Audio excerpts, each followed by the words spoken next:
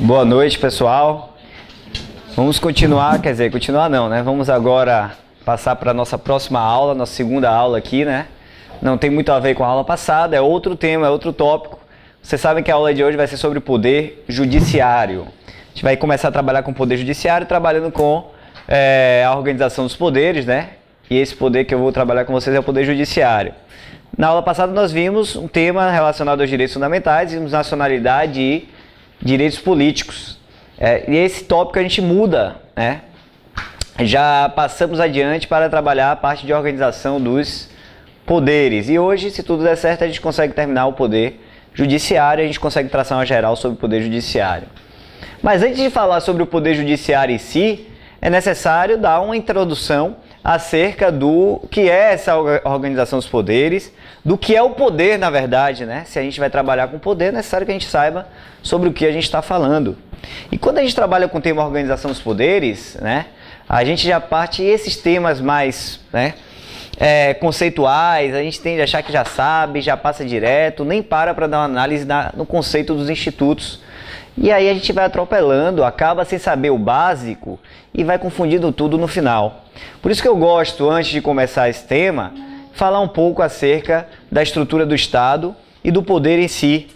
Porque você sabe que o Estado é um ente que tem 3 elementos. Vocês estudaram isso na Teoria Geral do Estado no início da faculdade de vocês, né? Vocês com certeza viram que o Estado é um ente formado, por um povo, que é o elemento subjetivo, pelo território, que é o elemento espacial, o elemento físico, e pelo governo soberano, que é o elemento político. Quando você tem um povo em um dado território com um governo soberano, você está diante do Estado. Você está diante do Estado. Povo e território, tranquilo. O que torna o Estado especial e único é exatamente esse elemento político, que nenhum outro ente possui. O que torna o Estado único é exatamente esse governo soberano. É a soberania. É esse poder que tem o Estado no seu mais alto grau. Quando você entende que o Estado é aquele, né, que exerce o poder, e o poder no seu mais alto grau, por isso ele recebe o nome de soberania, você começa a entender o Estado. E todo o estudo acerca do Estado, a teoria geral do Estado, tenta estudar exatamente o poder que tem o Estado. Porque é nele que está, né, essa característica que torna ele único, que torna ele especial. E é isso que a gente vai começar a fazer aqui hoje, beleza? Então vamos falar um pouco acerca do poder que tem o Estado. E quando a gente fala, né, o poder, o que é o poder? O poder é a força que tem o Estado de impor a todos a sua vontade. O poder é a força que o Estado possui, a força que o Estado detém para impor a todos, a sua vontade. É isso que é o poder.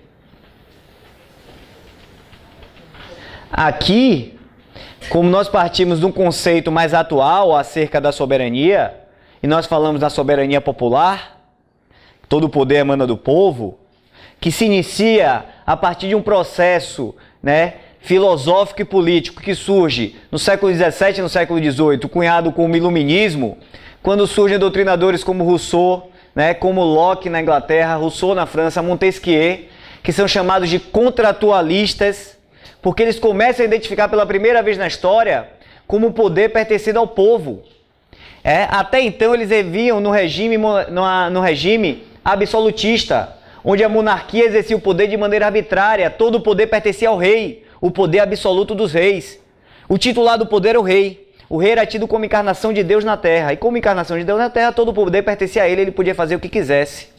A partir desse momento, alguns pensadores começaram a questionar o poder real e começaram a buscar uma legitimação para esse poder. A quem pertence ao poder? Será que é o rei mesmo?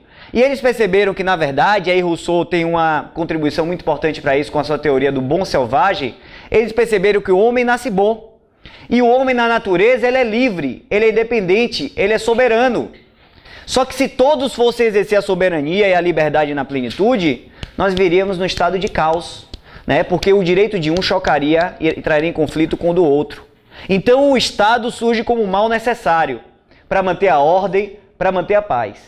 Então ele entendeu que nós, homens, abrimos mãos da nossa soberania, do poder no mais alto grau, e entregamos, relativizamos essa liberdade e entregamos esse poder ao Estado. E o Estado vai exercer esse poder em nosso nome, né, para tentar manter a ordem e o caos. Mas nós somos livres, nós apenas aceitamos, e é por isso que o Estado tem o poder, daí vem o poder do Estado, porque nós aceitamos entregar esse poder para ele. E ao fazer isso, nós todos firmamos um contrato, chamado contrato social. E o contrato social que nós firmamos, né, entregando ao Estado esse poder, e por isso que o Estado pode exercer o poder. Daí vem a legitimação, a partir daí a teoria foi evoluindo até chegar no princípio da soberania popular, todo o poder emana do povo. E se nós entregamos ao poder, o Estado tem que exercer o poder. O poder vem de nós e tem que ser exercido para nós, buscando sempre o interesse de todos, o interesse público. É o chamado contrato social. Onde é que está esse contrato? Ah, você não consegue enxergar ele? Você consegue sim. Ele está na Constituição. A Constituição é o contrato que vai integrar o Estado, que vai organizar o Estado e legitimar a sua atuação, traçando os limites que ele deve atuar. O contrato está firmado na Constituição. E aqui surgem as primeiras constituições escritas formais da história. Estados Unidos em 1787, França em 1791. E aí nós entendemos o poder, essa força que tem o Estado, que hoje só se legitima porque nós entregamos. E o poder, quando ele atinge o seu mais alto grau, ele recebe o nome de soberania. E aí Thomas Hobbes, né, trouxe um conceito de soberania que é aplicado até os dias de hoje e que já caiu em prova de concurso assim, da CESP. Qual o conceito de soberania segundo Thomas Hobbes? A prova da AGU já cobrou isso, né, porque é o conceito mais adotado até os dias de hoje. Porque ele classifica a soberania em duas. Ele trata da soberania no âmbito externo ou no âmbito internacional. No âmbito internacional, o que seria soberania no âmbito internacional? Significa que o país, o Estado, não se subordina a ninguém, a nenhuma vontade acima, não existe nenhuma vontade acima dele. Ele detém um poder no seu mais alto grau, significa nenhum Estado está acima do outro. Não existe no âmbito internacional nenhum órgão acima dos Estados soberanos. A soberania no âmbito internacional é traduzido pelo princípio da igualdade entre os Estados. Igualdade entre os Estados. Todos são iguais no âmbito internacional. E o que seria soberania no âmbito interno? E o que seria soberania no âmbito interno, segundo Thomas Hobbes? No âmbito interno, se o Estado é soberano, significa que ele vai submeter todos ao seu comando. Todos aqueles que vivem no Estado vão ter que obedecê-lo.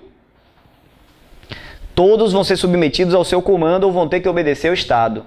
Isso é soberania no âmbito interno. Mas como é que ele vai conseguir submeter todos ao seu comando? A porrada, né? Não. Se bem que ele tem o poder, a força legítima pertence com exclusividade. Quem detém o monopólio da força legítima é o Estado. Só o Estado pode se utilizar da força para manter a ordem, ninguém mais, né? Mas não necessariamente com a força. A força é a última saída. Como que o Estado vai submeter todos à sua vontade? Primeiro, ele vai disciplinar as regras que irão reger o Estado. Ao disciplinar as regras, ele está, né, emitido o comando a ser seguido.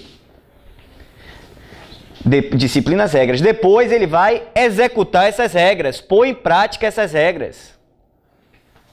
E aí ele está impondo a sua vontade. Por fim, ele vai dirimir os conflitos que eventualmente surgirem, os conflitos que surgirem a partir da aplicação dessa regra. Podem surgir alguns conflitos. Ele vai resolver. Resolvendo, ele vai substituir as partes e vai dizer qual é a solução para aquele caso. Então perceba que quando o Estado está exercendo o poder no âmbito interno, ora ele está disciplinando as regras, que se chama o quê? Legislar, né? Ora ele está executando, é o poder executivo, é a administração, o governo. Ora ele está dirimindo os conflitos, ele está julgando. Quando exerce o poder internamente, ele está realizando uma dessas três funções. Ou ele está legislando, ou ele está executando, ou ele está julgando. Concordam comigo? Perceba então que nós falamos em organização ou separação dos poderes, está errado. Não é organização ou separação dos poderes. O poder é um só, o poder é uno, e é indivisível, é indecomponível. O poder é um só e não se divide. Porque o poder é a força que o Estado tem de impor sua vontade. Como é que você divide isso? Ah, ele impôs mais ou menos. Não existe isso. Ou ele impõe a vontade ou ele não impõe. O poder é um só. E não tem como você dividir. Ou ele impõe a vontade ou não impõe. Agora, o que se divide, na verdade, não é o poder. São as funções que ele realiza no exercício desse poder. Ou vai legislar, ou vai executar, ou vai julgar. O termo correto seria separação funcional do poder, né? Separação funcional. Mas ficou para a história o termo separação ou organização dos poderes. E a gente vai trabalhar aqui com esse termo. Mas você sabe que o poder é um só. É a força que tem o Estado de impor a sua vontade. Chegamos até aqui e percebemos que temos o poder legislativo, é o poder de legislar, de inovar no ordenamento jurídico, criar as normas, as regras, criar direitos, impor obrigações. Isso é o poder legislativo. Temos o poder executivo, que administra, que governa, né? Que executa as leis, que dá o fiel cumprimento às leis. O legislativo cria a lei, o executivo vai lá e implementa. E temos o poder judiciário, que tem por função resolver conflitos, dirimir conflitos e trazer a pacificação da sociedade. Tem um problema, o judiciário vai resolver. E é esse poder que a gente vai estudar agora, né? Poder judiciário. Mas antes de entrar, é impossível falar sobre a organização dos poderes e não falar sobre esse princípio, o princípio da separação dos poderes.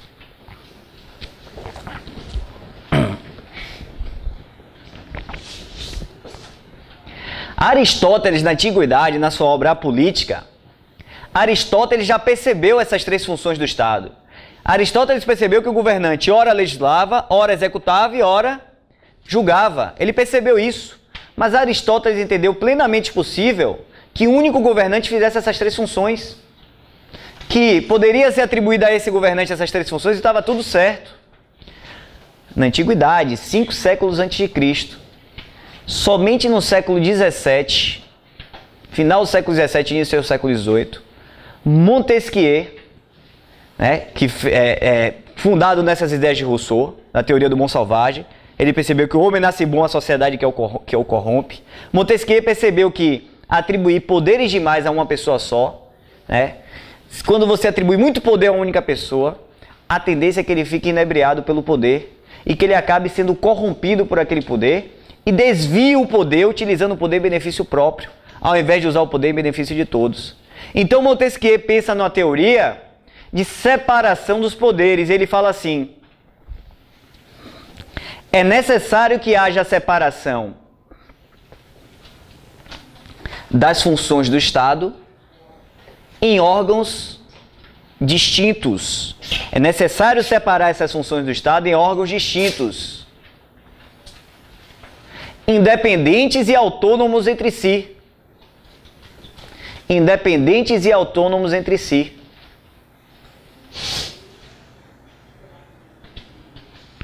Para que não haja prevalência de um sobre os outros. Para que não haja prevalência de um sobre os outros. Então é necessário separar as funções do Estado entre órgãos autônomos e independentes entre si para que não haja a sobreposição de um sobre os outros. Além disso, e Montesquieu já falava nisso que eu vou falar, mas essa doutrina que eu vou falar aqui agora foi melhor desenvolvida nos Estados Unidos. Além disso, é necessário criar um sistema de controle recíproco entre os poderes. É necessário que você crie um sistema de controle recíproco entre os poderes. Para que um controle o outro,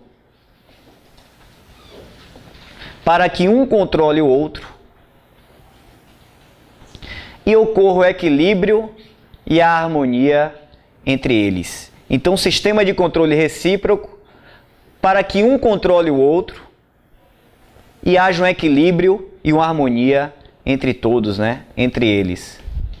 Esse sistema de controle recíproco ficou conhecido como sistema do check and balance. Check and balance ou sistemas de freios e contrapesos, check and balances ou freios e contrapesos, né? Teoria que foi aperfeiçoada nos Estados Unidos, conhecida como teoria do check and balance, sistema de freios e contrapesos, né? Sistema que norteia o princípio da separação dos poderes e a organização dos poderes dentro do Estado. Beleza?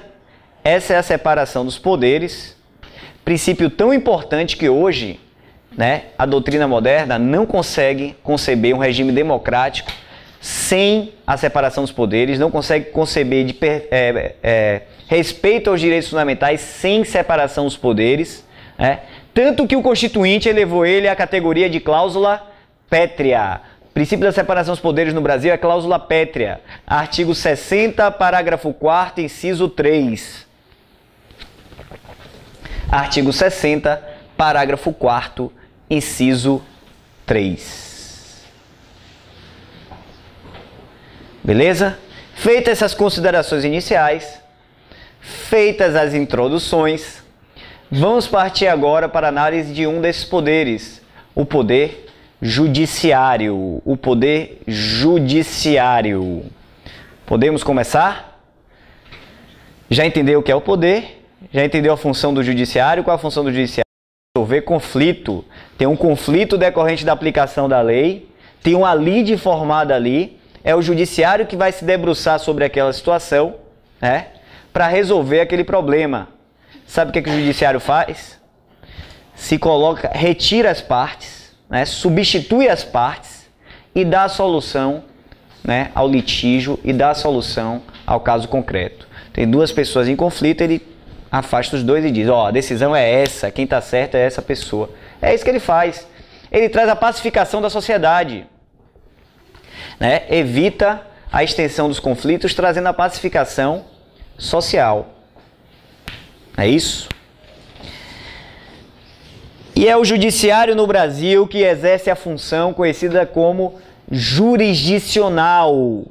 A jurisdição no Brasil é exercida pelo poder judiciário. O que significa jurisdição? O que significa jurisdição? Que no Brasil pertence ao poder judiciário, a gente vai ver já já. A jurisdição é a aptidão ou a capacidade, aptidão ou capacidade para decidir as demandas, os conflitos, as lides, para decidir as demandas de maneira definitiva. Definitiva. Ou seja, é o judiciário que dá a última palavra acerca dos conflitos. Porque ele exerce a jurisdição. Exercer jurisdição é decidir definitivamente uma demanda, uma lide. É decidir, é dar a última palavra, é ser a última instância, né? Ou seja, somente uma decisão jurisdicional, somente uma decisão proveniente do exercício da jurisdição tem aptidão para se tornar imodificável. Somente uma decisão jurisdicional pode se tornar imodificável. Ou seja, pode fazer... Como é que se chama a decisão que é imodificável, que é definitiva, que não cabe mais recurso? Como é o nome dessa decisão? Coisa julgada. Somente a decisão jurisdicional pode fazer coisa julgada. É a decisão definitiva, imodificável, em face da qual não cabe mais recurso. Somente a partir do exercício da jurisdição se admite a decisão definitiva. Beleza? E qual o sistema de jurisdição adotado no Brasil? A depender de quem exerce a jurisdição, nós temos alguns sistemas de jurisdição. Alguns sistemas de jurisdição. A partir, né, do órgão que exerce, que tem competência, né, e quantos órgãos têm competência para exercer a jurisdição no país, podemos classificar o Estado de acordo com os sistemas de jurisdição. Nós temos o sistema da unicidade, também conhecido como sistema inglês ou da unicidade da jurisdição. O nome é autoexplicativo. Quando eu falo sistema da unicidade, significa Só um órgão é dotado de jurisdição. Só um órgão exerce a jurisdição. É o sistema adotado na Inglaterra. Só um órgão exerce a jurisdição, o sistema da unicidade. Só um órgão decide as demandas de maneira definitiva. E é também adotado no Brasil. No Brasil, nós adotamos o sistema da unicidade. Só um órgão exerce a jurisdição. Que órgão é esse? Poder Judiciário. Só o Judiciário exerce a função jurisdicional. Com algumas exceções previstas constitucionalmente, do Legislativo julgando, por exemplo, quando o Senado julga o Presidente da República no crime de responsabilidade, no impeachment, né? Temos algumas exceções, mas a regra é a exclusividade do Judiciário. Tem algumas previsões constitucionais excepcionais, mas a regra é o princípio da unicidade. Onde é que eu vi no Brasil, né, na Constituição, onde é que eu vi que no Brasil se aplica a unicidade?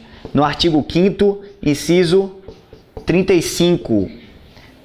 No inciso 35 do artigo 5º. O que é que está lá no artigo 5º, inciso 35?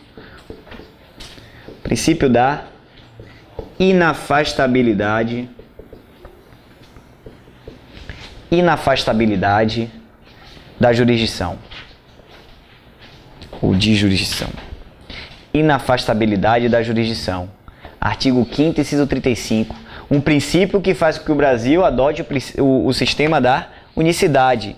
O que é que tem no artigo 5º, inciso 35? Diz assim: a lei não vai afastar do judiciário lesão ou ameaça de lesão ao direito. Ou seja, nem mesmo a lei pode retirar a apreciação do Poder Judiciário de qualquer lesão ou ameaça de lesão ao direito. Todas as demandas, todos os conflitos, qualquer lesão ou ameaça de lesão ao direito pode ser vista pelo Poder Judiciário. Se uma instância administrativa resolveu aquele conflito, faz coisa julgada essa decisão administrativa? Não. Essa decisão pode ser revista pelo Poder Judiciário, porque o Judiciário é a última instância, é a única capaz, né, de tornar imodificável suas decisões. As decisões administrativas não fazem coisa julgada, podem ser revistas pelo Poder Judiciário. Princípio da inafastabilidade. Nada vai afastar do Judiciário a apreciação de conflitos, de demandas, de lesões ou ameaça de lesões ao direito. Entenderam isso? Porque o princípio da inafastabilidade coloca o Judiciário como a última instância, né, para que o indivíduo possa se socorrer quando o direito seu for lesado. Se você tiver um processo administrativo que lesou um direito seu, vai para o Judiciário. Eu quero me aposentar. Vou até o INSS, entro com requerimento administrativo, o INSS julga, e essa decisão administrativa do INSS que nega o meu direito de aposentadoria faz coisa julgada? Não, eu vou entrar com ação no judiciário para ele rever a decisão e me conceder o direito. Perceberam o sistema da unicidade? Como é que funciona? Perceberam, né? Contrário é o sistema chamado de contencioso administrativo, ou francês. Sistema francês, sistema do contencioso francês, sistema do contencioso administrativo. Diferente. Na França é diferente. Nós temos o contencioso administrativo, o chamado contencioso francês, onde há uma dualidade de jurisdição. Há dois órgãos dotados, né? Dois órgãos capazes de exercer a jurisdição na França. Dois órgãos. Lá temos uma instância administrativa e uma instância judicial. Temos a instância administrativa e a instância judicial na França. Sabe como é que funciona na França? Se a causa tem natureza pública, se há o interesse do Estado envolvido, quem julga é a administração pública. Julga de maneira definitiva e não pode, você depois não pode entrar com ação no judiciário. A instância administrativa decide de maneira definitiva e faz coisa julgada. E as causas que não têm natureza pública, quem decide é o judiciário. São dois órgãos capazes de exercer a jurisdição. Uma decisão administrativa na França não pode ser submetida depois ao crivo do Poder Judiciário, porque ela faz coisa julgada. Isso mesmo, se você entra com processo administrativo e é negado para você, acabou, já era, ali é a sua última instância. Na França é assim. No Brasil não. No Brasil você pode se socorrer do Judiciário e na afastabilidade de jurisdição. Beleza? Entenderam essa diferença? Só que tem uma coisa. Olha aqui, aqui é o importante, prova prática, para quem advoga, olha só. Para exercer a jurisdição, né, só o judiciário exerce a jurisdição. Uma decisão administrativa não faz coisa julgada, eu posso ir para o judiciário. Eu vou dar a seguinte situação para vocês. Eu, Vladimir, quero me aposentar. Eu quero me aposentar, mas antes de ir no INSS pedir, eu estou com preguiça de ir no INSS. O juizado federal fica mais perto de minha casa. Como eu vou entrar com o INSS é autarquia federal, eu tenho que entrar no juizado, eu tenho que entrar na Justiça Federal. A causa é pequena, vou entrar no juizado, é mais perto de minha casa. Então eu não vou nem no INSS pedir aposentadoria, sabe o que eu faço? Eu entro com a ação judicial logo. Vou lá no juizado e peço meu direito. Ó, quero aposentar. Preencho os requisitos da lei, tenho 35 anos, digamos que seria 35 anos de tempo de contribuição, tenho 65 anos de idade, quero me aposentar. Posso fazer isso? Posso fazer isso? Resposta: não. Sabe o que eu tenho que fazer? Primeiro eu tenho que ir no INSS, requerer. Primeiro eu tenho que requerer. Se o INSS negar, aí sim eu vou ao judiciário. Ou se o INSS demorar muito, aí sim eu vou até o judiciário. Por quê? Aqui é uma questão processual que está envolvida. Sabe qual é a questão? Para que serve o judiciário? Não é questão até aqui da matéria mesmo. Olha só. Para que serve o judiciário? Para resolver o quê? Conflito, não é? Não é para resolver conflito? Eu não fui no INSS pedir aposentadoria, vim logo no juiz. O juiz vai olhar para a ação e falar: bom, você quer se aposentar, não é isso? É. Alguém negou seu direito? Vou falar: não, eu vim aqui para você pedir. Aí ele vai perguntar a você: e cadê o conflito para eu decidir? Eu sou o judiciário, eu resolvo conflitos. E cadê o conflito? Agora, você sabe por que processualmente não posso fazer isso? Porque para haver processo, tem que ter ação. Não é? Tem processo sem ação? Não. Para haver ação, tem que ter lide. Tem que ter o conflito. E para haver lide, tem que haver pretensão resistida. Houve pretensão resistida aqui? Ninguém negou meu direito, ninguém resistiu à minha pretensão de me aposentar. Perceba o seguinte: se não tem pretensão resistida, não tem lide, consequentemente não tem ação. Falta uma das condições da ação. Qual é a condição que está faltando aqui? Interesse de agir. Para que eu quero movimentar a máquina judiciária se eu não tenho nenhum conflito nas mãos? Falta interesse na minha pessoa e me direcionar até o judiciário para pedir algo. Se ninguém me negou o direito, como é que eu vou pedir? Entenderam a situação? Eu tenho que fazer um prévio requerimento administrativo. É necessário prévio requerimento administrativo. Com a negativa ou com a demora, porque a demora já importa na resistência a um direito meu, concordam comigo? Está demorando para responder, eu já tenho a violação ao direito. E a lesão ao direito já pode ser submetida ao judiciário. Perceberam o prévio requerimento? Você está advogando. Você vai entrar com ação pedindo aposentadoria. Tem que juntar o quê? A carta de deferimento do INSS. Ou o protocolo de que você deu entrada no requerimento administrativo lá no INSS. Você vai fazer uma prova de concurso para a Procuradoria do Estado, do município, para a AGU. A pessoa vai entrar com a ação pedindo um benefício previdenciário no caso, e você está defendendo o INSS. Na sua contestação tem que vir o quê? Preliminar. Carícia da ação. Falta uma das condições. Interesse de agir. Cadê o prévio requerimento administrativo? Perceberam a situação? Ou você está fazendo prova para a defensoria e aí chega um assistido para você sem o prévio requerimento. Disseste qual a solução dada. Caminha ele lá na defensoria, aqui na DPU. Primeira coisa que um assistido chega lá, porque a INSS é a autarquia federal, se a pessoa é hipossuficiente, é o que mais tem, vai na Defensoria Pública da União para a gente entrar com ação na Justiça Federal. E chega um monte de assistidos por questão previdenciária, né? E a primeira coisa que o atendente pede lá no no atendimento inicial da DPU? É o quê? Cadê o indeferimento do INSS? Ah, não tem? Nem vem aqui. Vai lá no INSS, toma aqui, vai lá o encaminhamento, dá o endereço do INSS, vai lá fazer o requerimento. Se negarem, você volta aqui que a gente analisa o caso. Perceberam a situação? Agora, não confunda isso, e caiu em 2 provas recentemente de concurso que eu vou falar aqui agora, não confunda isso com a chamada jurisdição condicionada.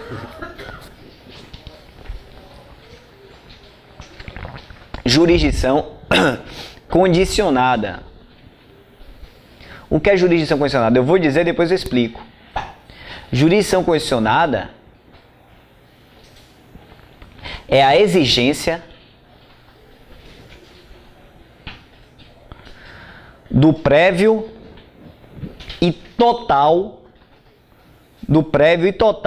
esgotamento, exigência do prévio e total esgotamento da instância administrativa, é a exigência do prévio e total esgotamento da instância administrativa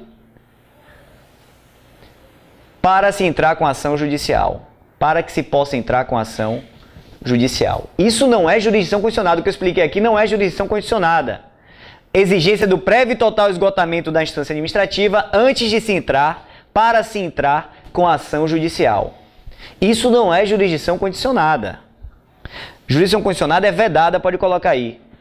Não é admitida no ordenamento, porque fere na afastabilidade de jurisdição. Não é admitida no ordenamento, porque fere na afastabilidade de jurisdição. Vocês conseguiram diferenciar isso aqui de jurisdição condicionada? Sabe o que seria jurisdição condicionada?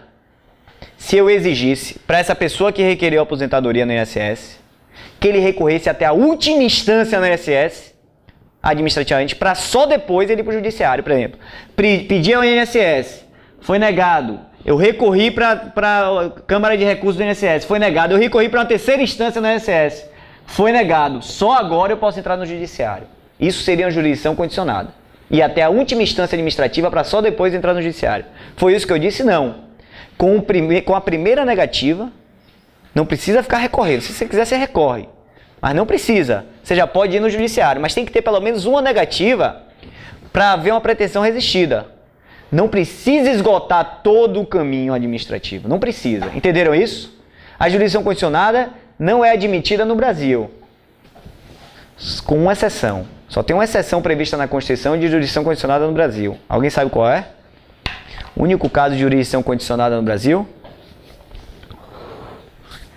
Justiça desportiva. Justiça desportiva.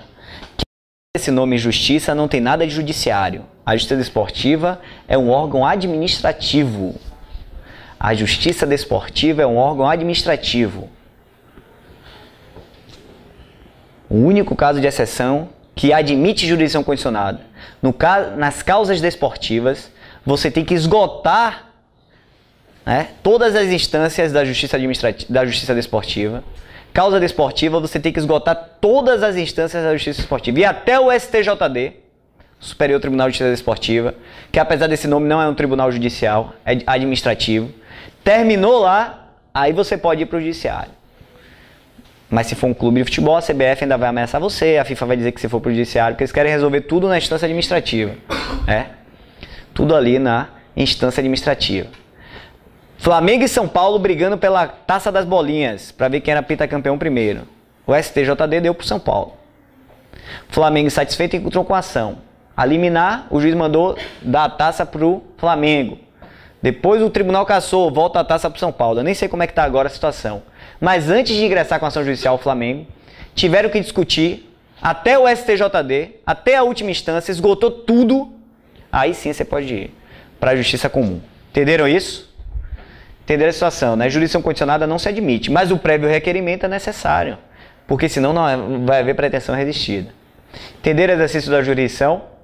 Realizada pelo Poder Judiciário, decidir a lide de maneira definitiva, de maneira imodificável.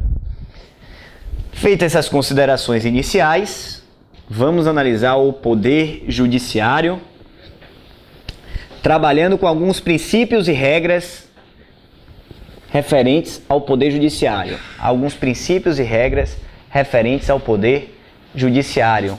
Mais especificamente, a gente vai trabalhar com o artigo 93 da Constituição. Com o artigo 93 da Constituição, que traça, né, alguns princípios e regras que irão reger todo o poder judiciário. Primeiro, para estudar o judiciário, você tem que dividir antes e depois de Cristo, não, né? Antes e depois da emenda 45 de 2004. A emenda 45 de 2004, conhecida como Reforma do Judiciário, e tem esse nome exatamente porque trouxe alterações significativas ao Poder Judiciário brasileiro. Ela mudou por completo a disciplina do Poder Judiciário no Brasil. A emenda 45 de 2004, Reforma do Judiciário. Qual o contexto e surgimento da emenda 45? O Judiciário passa por uma crise sem precedentes no ordenamento brasileiro. Uma crise em diversos aspectos, mas em especial na morosidade da justiça. Os processos eram intermináveis. Na falta de eficiência, as decisões não eram cumpridas, mas principalmente, acima de tudo, uma crise de moralidade. E o Judiciário está com o nome jogado na lama, com a imagem lá embaixo. Então, não havia outro jeito senão o Congresso aprovar essa emenda 45 e trazer uma série de princípios, uma série de inovações que vão tentar resolver essa problemática em que o Judiciário se meteu. Mas são muitas mudanças mesmo, né? Muitas mudanças. O estudo do Judiciário é todo focado na emenda 45. Na minha época, que comecei a fazer concurso, né? A emenda de dezembro de 2004, eu comecei a estudar em 2000 para concurso, né? Em janeiro de 2006. Estava fresquinha ainda a emenda 45, um ano só, várias questões ainda sendo debatidas, várias questões sendo discutidas. Se você não estudava a emenda 45 a fundo, nem adiantava fazer concurso na época. Porque o que caía de questão sobre emenda 45, hoje os debates já foram amadurecendo. Mas ainda hoje, né, surgem problemáticas que o STF ainda vem apreciando. Um exemplo disso é com a criação do CNJ, do Conselho Nacional de Justiça, né? E o STF tem decidido, no ano passado, trouxe umas 3 decisões importantíssimas para quem faz concurso, questões que caem sempre em prova, né? Com relação à súmula vinculante, que é um fenômeno recente trazido também pela emenda 45 e que vai sendo aprimorado cada vez mais, né? São inúmeros os instrumentos criados pela emenda 45 para resolver essa problemática. E o artigo 93 também sofre alteração significativa. Mas vamos estudar o artigo 93 e, para começar, é importante que vocês saibam, né, tá no caput isso, que o Estatuto da Magistratura será uma lei complementar. Estatuto da Magistratura será uma lei complementar de iniciativa do STF. De iniciativa do STF. Quem inicia projeto de lei sobre magistratura no Brasil? STF. E qual a forma adequada para disciplinar a magistratura no Brasil? Lei complementar. Lembrem disso. Só uma lei complementar pode versar sobre magistratura no Brasil e tem que ser de iniciativa do STF, né? Se outra pessoa iniciar, essa lei tem um vício de iniciativa, essa lei é inconstitucional. Perfeito? Até aí tá tranquilo.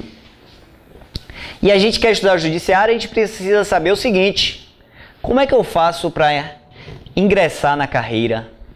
Como é que eu faço para ingressar na magistratura? Eu quero ser juiz. E agora, o artigo 93 responde pra gente como é que se ingressa em cargo público no Brasil? Através de concurso público, lógico, de provas e títulos. Concurso público de provas e títulos, mas o concurso da magistratura tem algumas peculiaridades. Sabe quais são?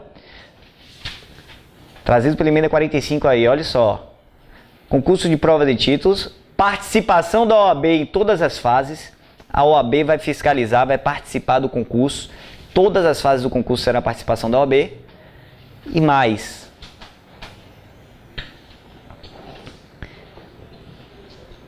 Exige-se do bacharel em Direito 3 anos de prática jurídica. 3 anos de prática jurídica. Olha a emenda 45 aí, tentando melhorar, ó, moralidade, eficiência.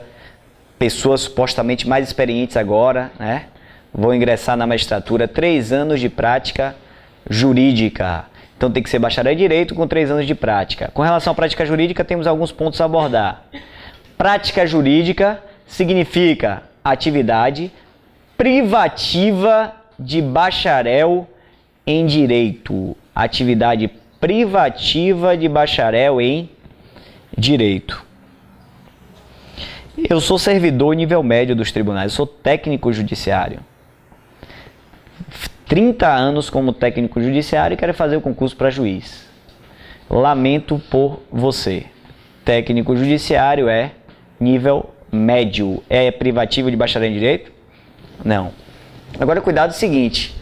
Tem decisões do STF dizendo assim. O cara é técnico, mas naquele tribunal se admitia isso e ele exercia uma função lá dentro que era típica de bacharel. Ele assessorava o desembargador. Se ficar comprovada que a função que ele exercia lá dentro era privativa, o STF tem concedido o direito. Tem decisões do STF nesse sentido. Mas, regra geral, cargo de técnico, não. São vários cargos que não são privativos de bacharel, o STF não admite. Com relação à prática jurídica, só vale a atividade prestada após a colação de grau, após o bacharelado, após a pessoa se tornar bacharel. Atividades praticadas antes não contam. Estágios, exercício em cargos públicos e outras atividades não contam antes, só a partir do bacharelado. Outra coisa, o CNJ baixou uma resolução dizendo que pós-graduação não conta como atividade. Dizendo que pós-graduação não conta como atividade. Tem resolução do CNJ para a magistratura. No Conselho Nacional do Ministério Público, entretanto, eles admitem pós-graduação para ingressar no Ministério Público. E eu já vi tribunal que está descumprindo essa resolução. O Tribunal do Rio de Janeiro admitia a pós-graduação até pouco tempo atrás. Não sei se eles já regulamentaram isso aí. Tribunal descumprindo e aceitando pós-graduação como tempo de prática. Mas tem resolução do CNJ não admitindo pós. Não admitindo. O Ministério Público admite.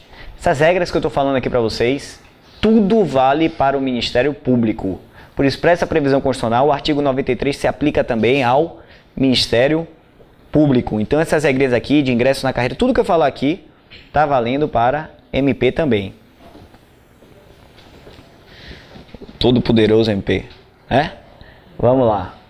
Agora tem poderes, né? Agora eu quero ver como é que vai ficar.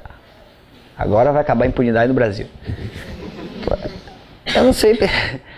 A emenda ia tirar os poderes, não é isso? Ia tirar. Se não tirou, é porque deixou os poderes. Então ele já tinha os poderes. Mas eu vivo no Brasil e a impunidade impera ainda. Se ele já tinha poderes, por que a impunidade ainda continua? Na verdade, ele não tem poderes. Olha só.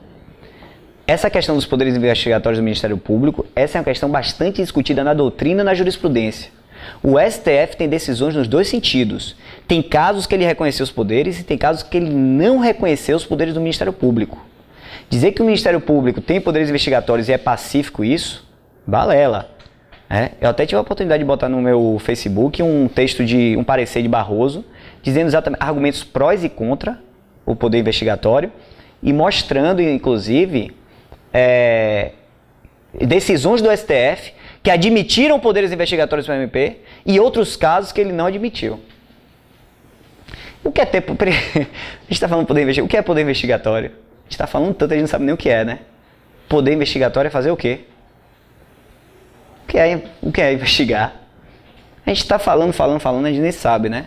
É cumprir diretamente as diligências como a autoridade policial faz. Ouvir diretamente, realizar os procedimentos do inquérito, fazer as escutas, cumprir os mandados de busca e apreensão, ir até o local do crime, fazer esse tipo de coisa. É isso, né? Interrogar diretamente o indiciado, as testemunhas, fazer tudo isso diretamente, beleza?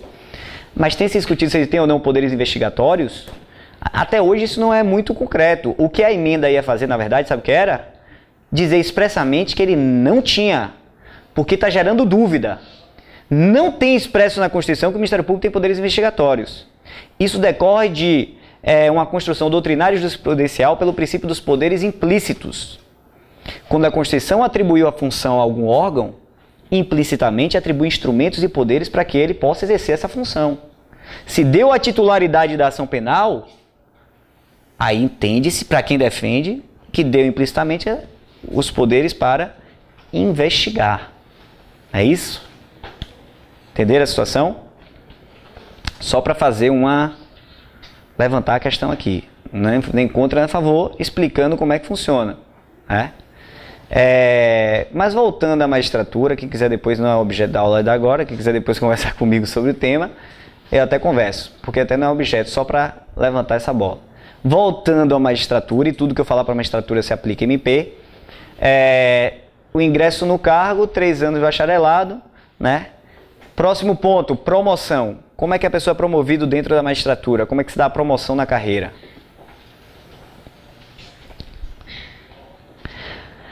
A promoção, né, será de entrância para entrância, diz a Constituição, por antiguidade e merecimento, alternadamente. Por antiguidade e merecimento, alternadamente. Se um juiz foi promovido por antiguidade, o próximo tem que ser por merecimento. E aí por diante. Né? E sucessivamente, alternadamente, vai haver essa promoção. E a Constituição trouxe uma série de regras com relação à promoção, para evitar perseguições dentro do tribunal, para evitar privilégios dentro do tribunal, para trazer mais moralidade. Quer ver? Com relação à promoção por antiguidade. Como é que funciona a promoção por antiguidade? Vai ser promovido o juiz mais antigo. O juiz mais antigo é promovido. Quando eu falo antiguidade, pessoal, não é o mais velho, não é o mais idoso. É antiguidade na carreira, que tem mais tempo de magistratura. Antiguidade é sempre verificada dentro da carreira. O mais antigo é promovido. O tribunal, entretanto, pode afastar o mais antigo. Pelo voto de 2/3 dos seus membros, o tribunal pode afastar o mais antigo e chamar o segundo. Pelo voto fundamentado de 2/3 dos membros do tribunal. Na hora de promover, é só afastar o mais antigo pelo voto de 2/3 e promove o segundo mais antigo. Beleza? Promoção por antiguidade. Essa é mais tranquila. Faz a lista de antiguidade, vê quem é o mais antigo e promove. E a promoção por merecimento? A promoção por merecimento, por sua vez, né, ela gera mais controvérsia. Sabe como é que funciona o merecimento? É assim. Primeiro, diz a Constituição, o merecimento tem que ser por critérios objetivos. Né? Lógico que tem que ser critérios objetivos, tipo, se já exerceu uma função dentro da instituição, se já foi chefe da instituição, se tem mestrado, se tem livro publicado, se tem curso de pós-graduação, se participou de eventos, critérios objetivos. E aí você vai ganhando ponto. E aí quando tem uma vaga por merecimento, aqueles que querem se candidatar, né, lançam seu nome com a pontuação e é feita a lista de quem merece mais. Normalmente eu pego 3 nomes, os 3, né, que tem maior pontuação, os 3 que tem maior pontuação, e o tribunal normalmente escolhe um desses 3, não precisa ser o que tem mais pontos, vai escolher um. Então perceba que isso pode gerar um subjetivismo, uma perseguição. O cara sempre está ali batendo na porta merecendo e o tribunal nunca escolhe ele. Para evitar isso, sabe o que a Constituição fez? Será promovido por merecimento quem figurar 3 vezes consecutivas ou 5 alternadas na lista de merecimento. Será promovido obrigatoriamente quem figurar 3 vezes consecutivas ou 5 alternadas na lista de merecimento. Pô, o cara está batendo na trave toda vez, está merecendo e não está sendo promovido é porque estão perseguindo ele. Entenderam a situação?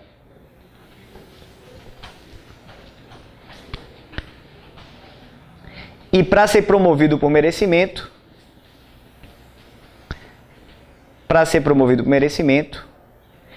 tem que ter pelo menos 2 anos no cargo, tem que ter 2 anos no cargo e compor a última 5ª parte da lista de antiguidade. Tem que ser um dos mais antigos. O cara chegou agora, não vai ser promovido de cara. Tem que esperar ficar 2 anos, ser um dos mais antigos para ser promovido. Tudo isso para trazer moralidade.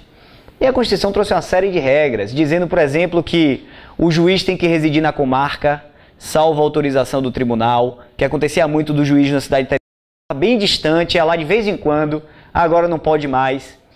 Diz que a atividade judicial será ininterrupta, não pode férias coletivas. E tem que ter juiz de plantão 24 horas. Pode ir no judiciário qualquer hora. Vai ter alguém de plantão lá para te atender. Né? Sem férias coletivas no tribunal. Recesso não é férias. recesso não é férias, né? E sempre tem alguém de plantão lá, sempre tem alguém de plantão. E uma série de medidas ali para dar mais moralidade. Diga aí. Então, o senhor falou que com relação à antiguidade é possível que por 2/3 eles afastem mais antigo. No caso, a pessoa ficou 3 vezes em lista consecutiva por merecimento. Pode ter esses 2/3 dizendo que não querem ele? Não. Figurou 3 vezes, ou 3 vezes consecutivas ou 5 alternadas, vai ter que ir. O tribunal não pode fazer nada. A pessoa vai ter que subir. Beleza? Depois dá uma olhadinha no artigo 93, o resto muito simples, direto, alguns princípios, algumas regras aplicáveis à magistratura no Brasil. Continuando então, garantias do Poder Judiciário. Garantias do Poder Judiciário. Vamos analisar algumas garantias que tem o Poder Judiciário. Garantias, tá na moda, né? Falar de garantias, de prerrogativas. Garantias e prerrogativas, né? São instrumentos de proteção.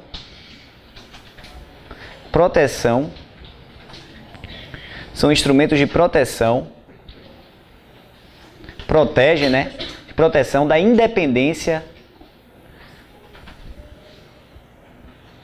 dos órgãos ou dos poderes. Instrumento de garantia ou de proteção dos órgãos, né, dos poderes. São indispensáveis para a manutenção da separação de poderes. Sem garantia, sem prerrogativas, não tem como órgão garantir, né? Não tem como órgão resguardar a sua independência, a sua autonomia, colocando por terra a separação de poderes.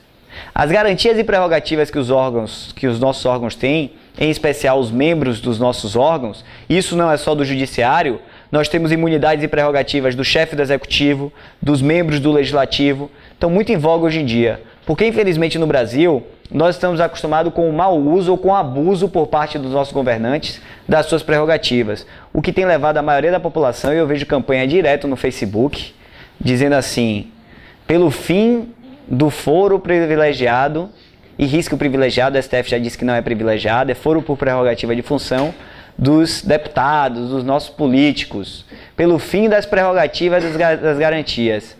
Então diga assim, pelo fim da separação de poderes, pelo fim dos direitos fundamentais. Sem prerrogativa não tem separação de poderes. A gente não pode confundir. Olha só, a gente não pode confundir. A Constituição é perfeita. A Constituição é linda. A Constituição não tem erro. A Constituição é maravilhosa, uma das melhores do mundo.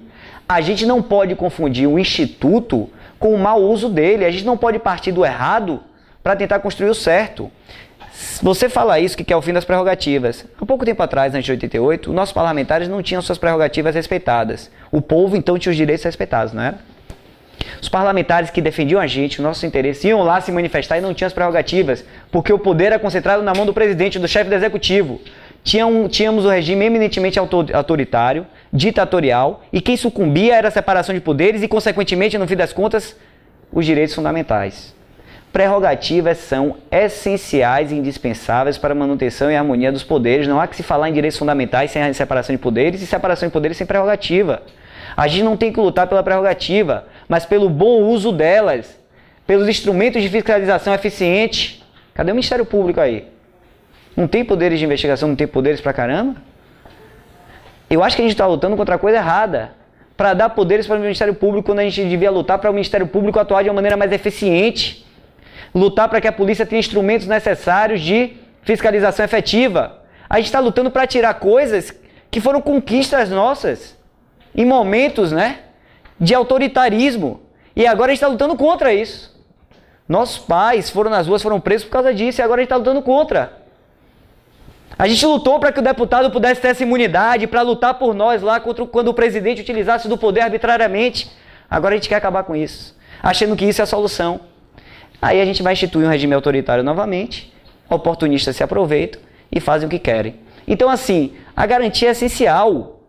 O que a gente tem que lutar é para que ele use a garantia, né, de acordo, né, com os limites impostos pela Constituição, para que ele utilize da maneira devida e os órgãos competentes estejam presentes para fiscalizar e utilizar do poder que tem também. Ao invés de, eu acho que ao invés de ficar pedindo por ter poder investigatório do Ministério Público, que ele já tem supostamente, a gente deve lutar pelo bom uso desses poderes, desses instrumentos fiscalizatórios, né, de uma ação efetiva, e não, né, pelo fim disso aí. Sem prerrogativa de foro, vai ficar complicado, né? Vai ficar um pouco complicado. Você vai permitir que um juiz do interior do Amazonas decrete a perda do cargo do presidente da República. Imagine como é que vai ficar a situação. Ele está respondendo um processo criminal lá no interior do Amazonas, o juiz fala assim, está condenado, 20 anos. Um dos efeitos da condenação é a suspensão dos direitos políticos. Suspendeu os direitos políticos, perdeu o cargo, e aí? O juiz do interior do Amazonas vai imputar a perda do cargo do presidente que a gente colocou lá, que representa a nação brasileira? Você vai dar a qualquer um agora a possibilidade de fazer isso? Toda hora vai cair um presidente. Toda hora vai cair um presidente. Quem me garante que ele não está sendo perseguido lá? É para isso que surge a prerrogativa, né? Tem uma prerrogativa do presidente que diz que ele não responde por atos estranhos ao exercício da função.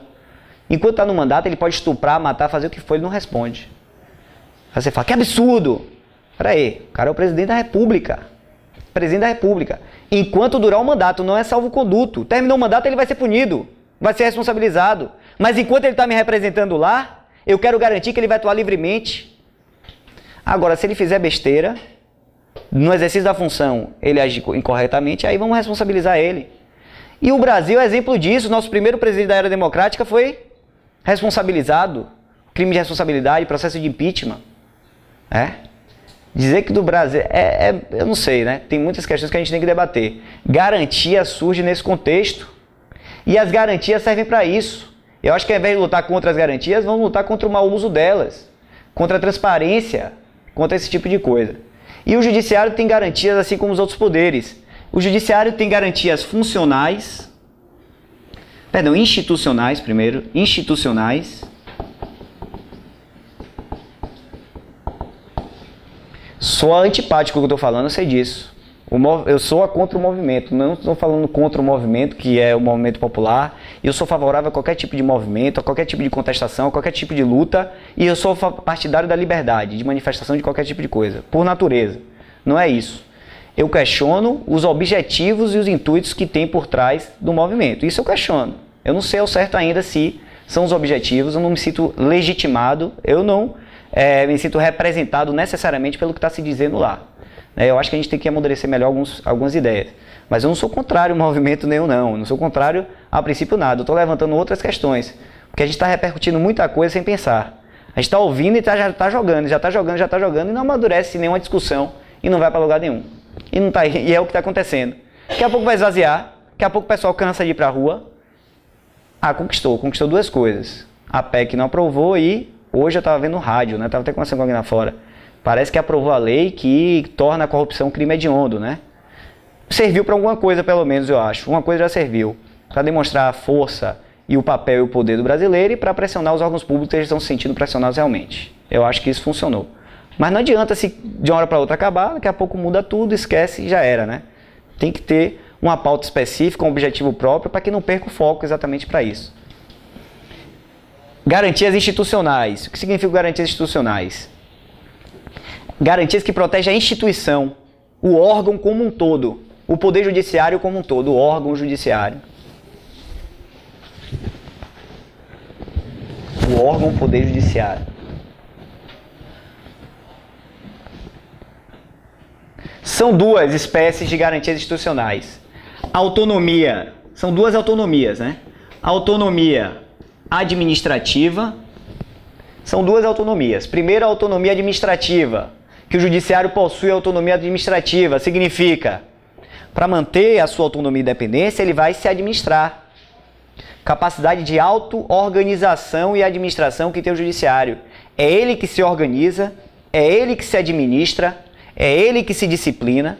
Não é o executivo que vai dizer a organização do judiciário, não é o legislativo, é o próprio judiciário. Quer ver um instrumento importantíssimo de autonomia administrativa? O regimento interno dos tribunais. Através do regimento interno, ele organiza todo o tribunal. Segundo, autonomia financeira. A segunda autonomia é a autonomia financeira.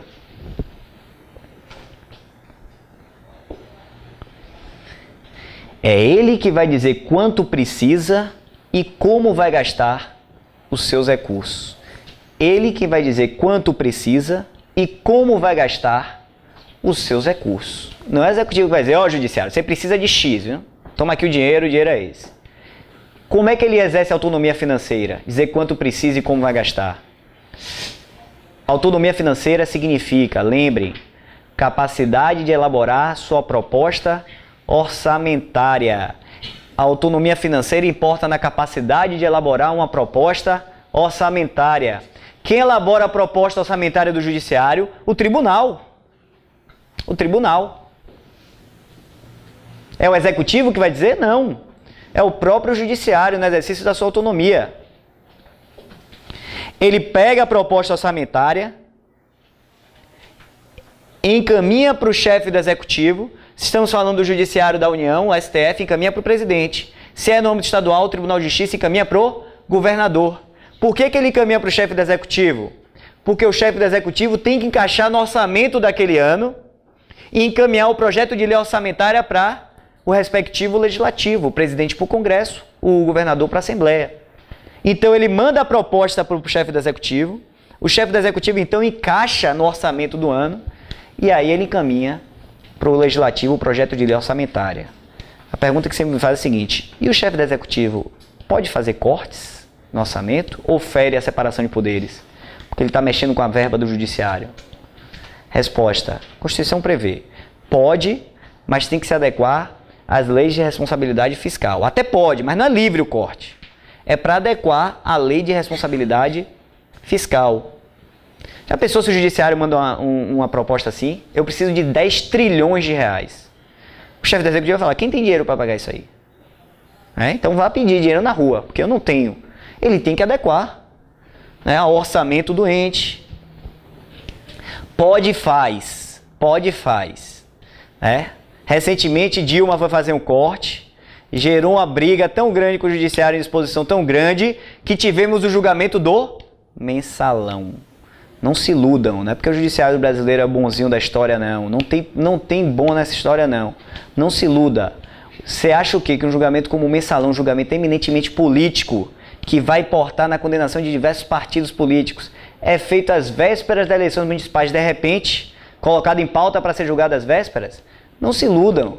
A gente acha que o Ministério Público e o Judiciário é o paladino, é a salvação para os nossos problemas, né? A gente só está mudando de mãos. A mudança não vem por aí, a mudança vem na postura, na moral. Dilma fez o corte, gerou uma rixa, tanto que Gilmar Mendes vai no gabinete, Lula vai lá, ele bota, Lula tá vindo no meu gabinete aqui. Aí gera aquela indisposição política. Gera indisposição política e aí vamos botar em pauta logo aqui, às vésperas das eleições. Sem questões apartidárias, eu estou dizendo assim, um julgamento como esse, em que eminentemente um partido político que é a bola da vez, não pode ser feito em períodos eleitorais. Isso tem interesse por trás, é questão política, e o STF é um órgão jurídico. Não é prudente fazer um julgamento que tem um viés eminentemente político em momentos de instabilidade eleitoral. É precário, é querer mexer com a opinião do povo. Entendeu? E de repente, tinha anos para julgar, apareceu naquela hora. Conveniente, não? Foi uma briga que surgiu a partir de alguns cortes, né, e de uma rixa do partido que estava no poder, do governo, contra o judiciário. E a partir daí sucederam alguns eventos. Então, assim, pode fazer corte? Pode, tanto que às vezes é feito para encaixar no orçamento. A constitucionalidade desse corte só vai ser aferida diante da lei de responsabilidade fiscal. Próxima garantia, garantia funcional. Garantia funcional. Garantias funcionais, né? A gente está falando de garantias funcionais. A gente está perdido, não tem para onde correr. Dá poder para um. Quem me garante agora que o Ministério Público, todo esse poder também não vai ficar... Lembra de Montesquieu? Lembra de Rousseau? Dá poder de Montesquieu, dá poder demais a uma pessoa, ela fica inebriada. Quem me garante? Não tem, assim... A mudança não é por aí, a mudança é muito maior. A mudança de moral é de baixo, é da gente até lá em cima. Não adianta a gente pensar que isso vai resolver todos os nossos problemas. Seus problemas acabaram, né? Como diria Cacete Planeta.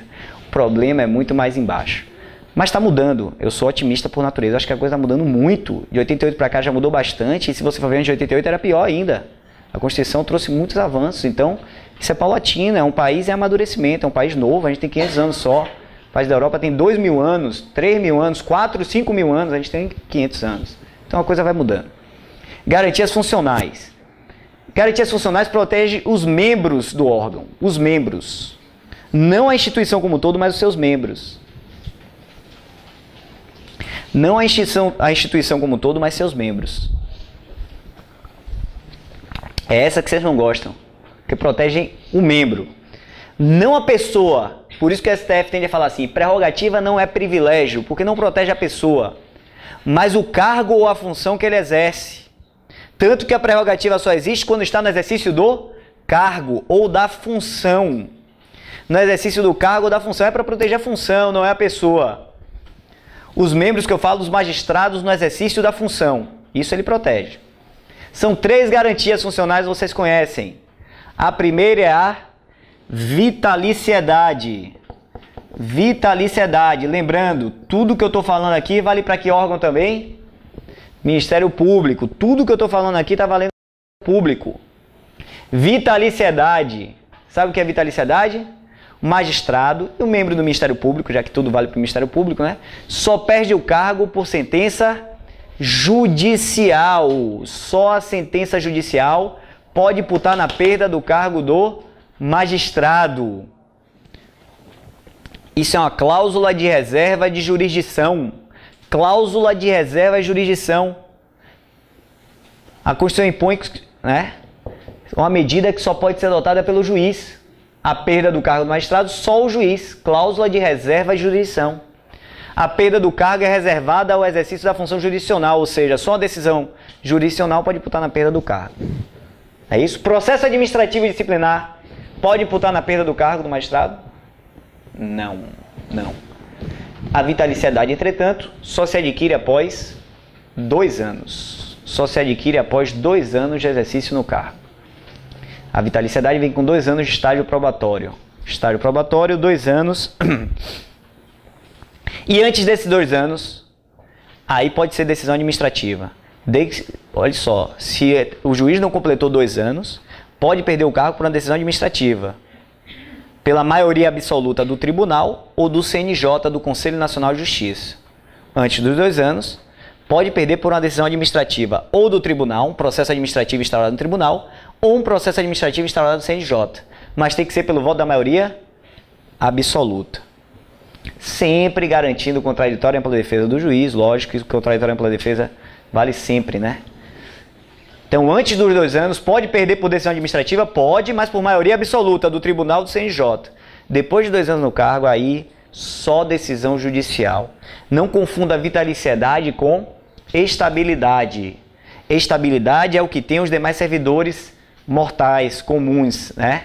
Pessoas como nós, né? Tem estabilidade.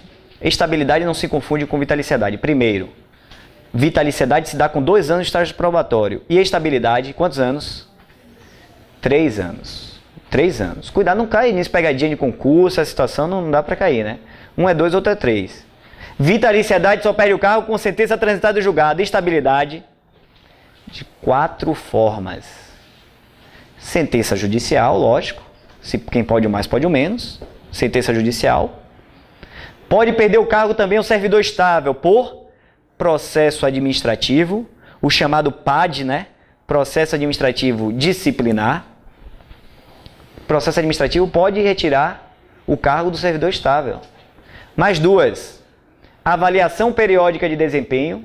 Se o servidor não passar na avaliação periódica de desempenho, eu nunca vi isso, não sei nem o que é. Confesso que nunca vi. Aí pergunto para o professor de direito administrativo. Cada órgão deve estipular, né, no âmbito do seu órgão, uma avaliação periódica com base em critérios objetivos. Eu nunca vi, nem sei como é. E 4, redução de gastos na administração pública. Redução de gastos. Tem que se adequar ao orçamento, está sem dinheiro, tal, vai demitindo. Primeiro os não estáveis, mas se tiver que ainda reduzir custos, tem que demitir os estáveis. 4 formas. 4 formas. Não confunda a estabilidade com vitaliciedade. Segundo, garantia funcional. Inamovibilidade. Inamovibilidade. Os juízes são inamovíveis. Essa é boa, essa também tenho. Essa é tranquila. Essa é mais fácil. Inamovibilidade. Os juízes são inamovíveis. O que é isso? Não podem ser removidos compulsoriamente. Não se admite a remoção compulsória. Contra a sua vontade, o juiz não vai ser removido. Ó, você está dando cada sentença aqui que está criando complicação para mim em Porto Alegre. Vou mover você lá para a comarca de Rio Grande. Rio Grande é longe, né? Uruguaiana, que é na fronteira, né? Pode fazer isso com o juiz? Não, mas tem uma exceção. Está no artigo 93, inciso 11. Tem uma exceção no artigo 93, inciso 11. Olha ali aquele artigo que vem trazer uma série de... O que é que diz o inciso 11? Remoção compulsória desde que haja interesse público. Interesse público. O único caso de remoção compulsória tem que ter interesse público e voto da maioria absoluta do tribunal do CNJ e voto da maioria absoluta do tribunal ou do Conselho Nacional de Justiça. Maioria absoluta. Sempre garantindo o quê? Contraditória e ampla defesa do magistrado. O magistrado sempre tem contraditória e ampla defesa. Tá rápido? Tá rápido? Remoção compulsória, qual é o caso? Interesse público e voto da maioria do tribunal do CNJ.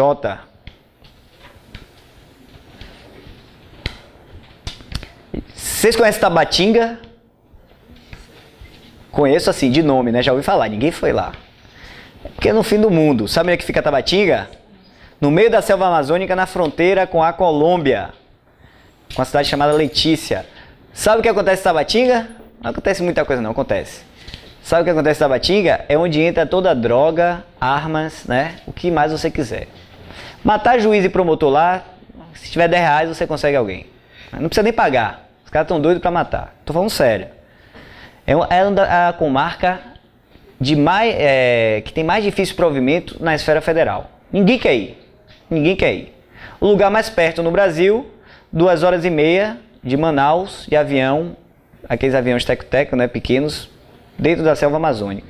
Eu estava dando essa aula e falando disso para uma turma lá no Rio de Janeiro, e a aluna levantou a mão e falou, eu ia falar isso aqui agora. Uma vez um promotor morreu porque o avião caiu. Ela falou, era meu tio, ele era da comarca lá. Coincidência. E matar a gente lá também é muito fácil. Consequentemente, sabe o que acontece? Ninguém quer ir para lá. E aí? Faz o quê? Alguém tem que ir. Não tem interesse público? Alguém vai para lá. Vai responder o processo administrativo. O voto da maioria do tribunal vai mandar alguém para lá. Vocês têm noção como é difícil lá? Não tinha juiz federal. O juiz federal não ficava lá. Ele ficava em Manaus, né? E a cada 15 dias ele ia lá fazer as audiências e assinar os processos. Aí se tivesse uma urgência, um habeas corpus, despachava por fax. Era assim que funcionava. 24 horas por dia, polícia, né, com o Ministério Público e com o Judiciário, fazendo a segurança. É mais ou menos assim. Então, é difícil o provimento. Tem lugares que são assim, tem que mandar alguém. Aí a inamovibilidade de alguém vai para o espaço, alguém vai ter que ir para lá. Só desse como exemplo, Tabatinga é complicado, viu? Se vocês passarem em concurso federal, fuja de cidade do interior do norte, capital, né? Ah, não, é aqui em Tocantins que o colega falou, fica mais perto. Mas nem sempre o mais perto é distância. Mais perto significa aeroporto. Cidade que tem aeroporto é perto, cidade que não tem é longe. Funciona assim. Boa Vista fica do outro lado, mas é melhor do que você pegar uma cidade no Pará, que você precisa pegar, e tem cidade no Pará que é assim, 2 dias de barco. Santarém e Belém são 2 dias de barco. 2 dias de barco. Mas tem rede para dormir. Mas são 2 dias de barco. Tem cabine também com cama, mas tem rede que é mais barato. 2 dias de barco. Ah, mas tem um avião, um aeroporto pequeno, complicado ali, caríssimo o voo, é difícil sair de lá. É difícil. Então, distância é aeroporto. Tem aeroporto bom, tem voo normal, tá ótimo, né? Tabatinga não tem nada. Tem um aeroporto para avião pequeno. Funcionais. Tem também a irredutibilidade de subsídios. Irredutibilidade, qualquer trabalhador brasileiro tem, né? Irredutibilidade de salário, o juiz tem irredutibilidade de subsídio. Não pode ter o subsídio reduzido. Tudo isso para garantir a independência dele, evitar perseguições, né? Que ele seja removido compulsoriamente, que ele perca o cargo ou que ele tenha um salário reduzido em decorrência da sua atuação, para evitar perseguições. Você é de Rondônia, você é da capital? Porto Velho? É longe? 450. 450, né? Estrada boa lá. Rondônia é melhor, porque eu tenho um amigo de Paraná. E ele só fala maravilhas de lá, que a estrada é boa, ele fala muito bem. Rondônia ali dentro do norte é até estruturado, bastante estruturado. Porque pra cima lá o negócio é complicado, tem rio cortando, fica muito complicado de chegar. Do norte, ali, o melhor estado, né? Mais estruturado, né? Mais organizado. Porque se você subir, né? Pegar o interior mesmo assim do Pará, do Amazonas, a estrutura é muito precária, muito precária. Continuando. Além disso aqui, a Constituição também traz vedações ou impedimentos aos magistrados.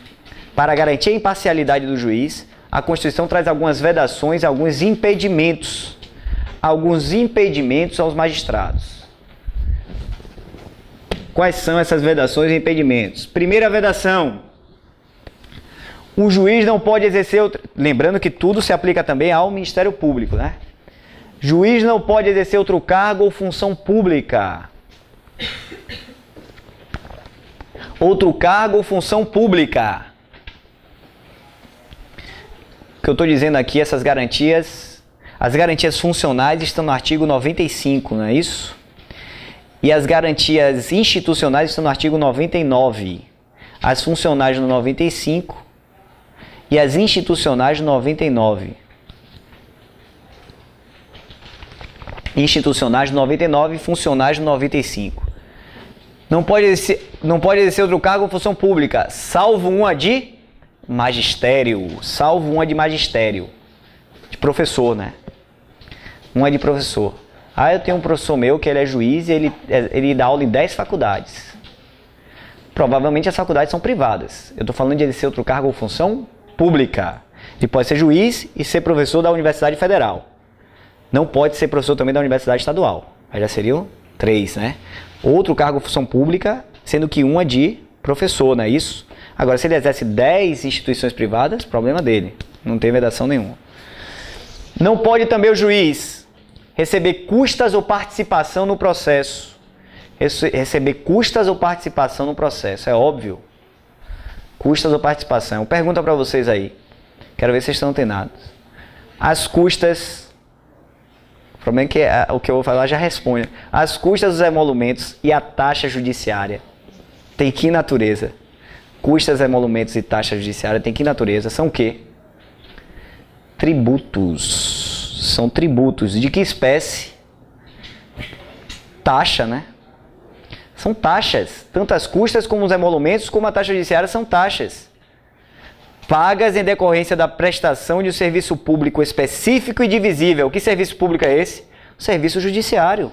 Você utiliza o serviço judiciário, em contraprestação você paga taxas. As custas, emolumentos e a taxa judiciária. Então não vai para o juiz, vai para o Estado, obviamente. Terceira vedação. O juiz não pode receber contribuições de pessoas físicas, de pessoas jurídicas, de ninguém. Quarta vedação. Nenhuma contribuição. Quarta vedação.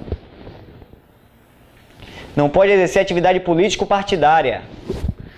O juiz não pode exercer atividade político-partidária. Senão ele vai ficar... Já vai ser parcial, já vai ter um posicionamento pré-determinado, né?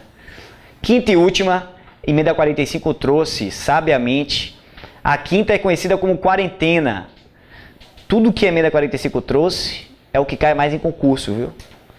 Todas as inovações da emenda 45, obviamente, são mais cobradas porque surge como novidade, discussões mais atuais.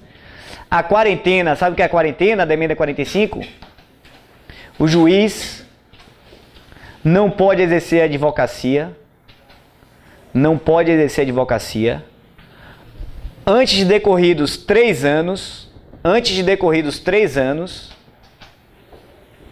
do juízo, no juízo ou tribunal do qual se ausentou. No juízo ou tribunal do qual se ausentou. Juiz não pode exercer advocacia antes de decorridos 3 anos, no juízo ou tribunal do qual se ausentou. Claro, ele já tem influência ali naquele tribunal, naquele juiz, ele tem que esperar pelo menos 3 anos para começar a advogar. Enquanto isso, ele abre escritório para a mulher dele ou para o filho, né? E aí não precisa nem sair da magistratura, é o que acontece mais comumente. Não, brincadeira, ele não pode exercer advocacia no juiz ou tribunal do qual se ausentou. Beleza? Tranquilo? Fechamos as garantias do judiciário. Vamos entrar em organização e estrutura do poder judiciário. Vamos falar um pouco sobre a estrutura e organização do poder judiciário. Perdão. E se ele advogar, qual é a implicação que tem? Essa norma visa trazer imparcialidade do magistrado. Ele já está fora, não vai trazer imparcialidade, mas a imparcialidade dos que estão lá vai restar prejudicada. Imagine você ter um colega juiz ali, ele acaba de sair e começa a advogar na sua vara. Você está no interior do estado, são 2 juízes. E aí o seu colega sai e começa a advogar lá. Será que o seu julgamento não vai ficar prejudicado por isso? Por via das dúvidas, a Constituição retirou essa possibilidade. Eu penso assim, qual implicação que vai ter? Porque ele vai lá e advoga, faz constituição oral porque é jovem. Qual é a implicação? Antes disso? Antes não, como evitar isso, na verdade? Não, eu quero saber se ele fizer, se ele assinar a peça... Primeiro, ele já está ferindo o Código de Ética da Advocacia. Ele pode ter, inclusive, a licença dele suspensa, cassada, né? A licença de advogado, a carteira da OAB. Ele não pode advogar. Está impedido ali. Eu acho, inclusive, que seria o caso de não admitir a sua atuação no processo. O tribunal não permitir. Ele é impedido. É como se ele não tivesse a OAB suspensa, digamos assim. Para todos os efeitos seria, se você tem uma OAB suspensa, o juiz não vai admitir suas peças no processo, sua sustentação oral. Ele pode advogar em outros juízos, ele pode ter a carteira da ordem. Pode ter. E aí, digamos que ele se esqueça, faça um protocolo de uma coisa do fórum lá. O juiz, percebendo que ele está impedido, vai declarar a nulidade do ato. Vai desentranhar a peça. Desentranhar a peça. Essa seria a consequência lógica. Tem que desentranhar. É a mesma coisa de um advogado que está com a OAB suspensa que protocolar uma petição. Afora a responsabilidade dele. Né? Eventual o lesado, o cliente, entrar com uma ação cobrando os danos materiais morais, enfim, tudo isso. Então vamos dar intervalo e na volta a gente continua com a organização e estrutura do poder judiciário.